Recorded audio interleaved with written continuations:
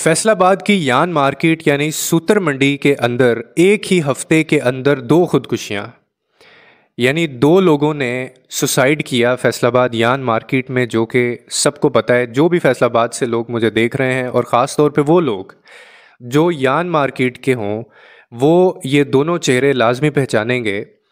हाल ही में इन दोनों ने अलग अलग तरीके से ख़ुदकुशी की, लेकिन वजह कहीं ना कहीं कॉमन थी, और वजह वही है जिसके ऊपर हमेशा मैं बात करता हूँ, और वो है डिप्रेशन। लेकिन उससे पहले कि क्या हुआ और कैसे ये खुदकुशी की गई, इससे पहले मैं आपको ये बता दूं कि इसमें से एक जो हारिस नामी शख्स है, इस शख्स को मैं बहुत अच्छे तरीके से जानता हूं और मेरी इससे कई मुलाकातें हैं। और शायद आप ये मेरी वीडियो भी इसीलिए देख रहे हैं क्योंकि ऐसे शख्स के साथ आपकी मुलाकात रहना, और उस मुलाकात में मुझे कहीं भी आज तक ये महसूस नहीं हुआ कि ये बंदा कभी ये कदम उठा सकता है। लेकिन इंसान के अंदर ही अंदर क्या चीज़ें चल रही होती हैं और कैसे हमारी ज़िंदगी में लोग हमें प्रेशराइज़ कर रहे होते हैं, और हम लोग डिप्रेशन में जाके हमारे जो ख़यालात होते हैं उनको कंट्रोल में ना ला के कोई इंसान कैसे ये एक ऐसा कदम उठा लेता है। आपने खबर सुनी होगी, अभी कुछ ही दिन पहले एक ताजिर था फैसलाबाद का सूतर मंडी से, जिसने एक ही घर से यानी 7 जनाजे निकले, अपनी 2 बीवियां और 4 बच्चों को हमेशा की नींद सुला देने वाला शख्स दोबारा अपने आप को गोली मार के कत्ल कर लेता है, सुसाइड कर लेता है, और किसी को पता नहीं चलता। और उसके बाद कुछ ही दिन गुजरे थे कि ये हारिस नामी जो शख्स है, जो आप स्क्रीन के ऊपर जिसकी तस्वीर भी आप देख रहे हैं, ये बंदा सुसाइड करता है। और सुसाइड करने से पहले अपना एक वॉइस नोट भी छोड़ता है जिसमें वो ये बताता है कि मैंने ये खुदकुशी क्यों की है। आप ये वॉइस नोट सुनिए जो कि खुद इस शख्स का है, आपको सारी कहानी समझ आ जाएगी। और उसके बाद मुझे छोटी सी एक आपके सामने बात रखनी है। आप ज़रा ये वॉइस नोट सुने और ये इमेजिन करें कि ये ऐसे बंदे का वॉइस नोट है जो कुछ ही देर बाद इस दुनिया से जा चुका था। आइए सुनते हैं। अस्सलाम वालेकुम अली साहब, क्या हाल है? अली साहब तबीयत ठीक है? अच्छा यार अली साहब, मैं ना एक मैनू माफ़ कर देना, मैं कदम चुकना जा रहा सर। मैं थोड़ी भी बड़ी मेहनत की थी, तैयब साहब की, मुनव्वर साहब की, सारे ने मेहनत की। ना तो अली साहब तुसीं मैनू सैलरियां दित्तियां, ना तुसीं मेरे बहनोई होना दे पैसे दिते। अली साहब मैं हुण इस दुनिया तो जा रहा, चलो मेरे जान तो बाद ही अली साहब उन्होंने दे देना, क्योंकि अली साहब 25 साल मैं थोड़ी खिदमत की, और नतीजा है मिले मैनू।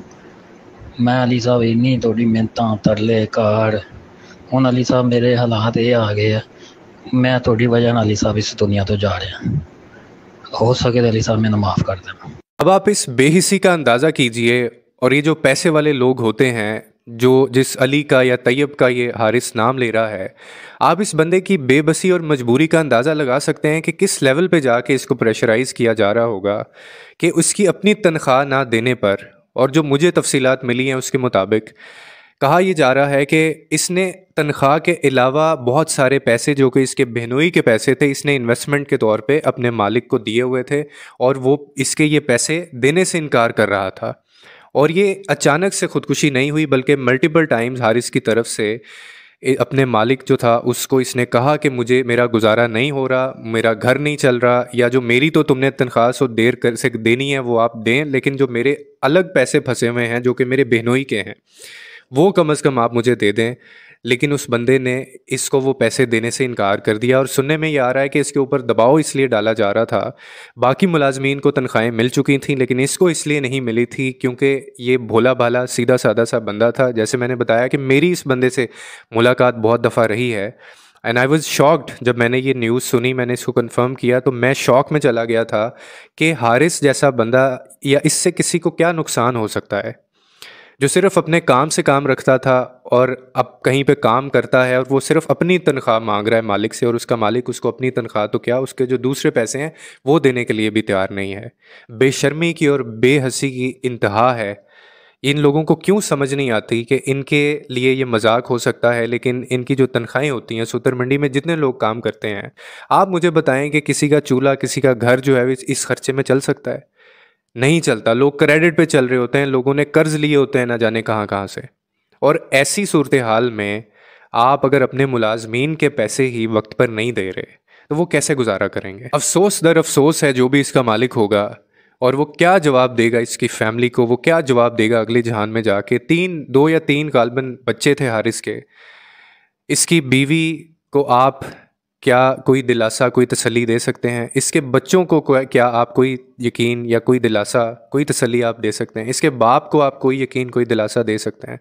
ये एक ऐसा नुकसान है जिसकी भरपाई आप सारी ज़िंदगी नहीं कर सकते।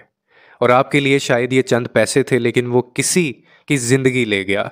और ना जाने कितने ऐसे और लोग होंगे जो इसी तरह अपनी तनख्वाहों का इंतज़ार कर रहे होते हैं। खुदा के लिए इन लोगों पे रहम करें। और ये जो आप पैसा कमा रहे हैं, आपका ये कमाया हुआ पैसा ना तो आपकी इबादतें कबूल होंगी, ना आपके हज कबूल हो रहे हैं, और ना ही आपके उम्रे कबूल हो रहे हैं। खुदा के लिए इन लोगों को रिलीफ दीजिए और इनकी फैमिलीज़ के बारे में सोचिए। और थोड़ी देर के लिए अपने ऊपर ये चीज़ लागू करके देखें कि अगर आपके बाप के साथ ऐसा हुआ हो तो आपको कैसा महसूस होगा। उम्मीद करता हूँ इस वीडियो से आपको कोई ना कोई अंडरस्टैंडिंग मिली होगी। लोगों के लिए आसानियाँ पैदा करें, रब आपके लिए आसानियाँ पैदा करेगा।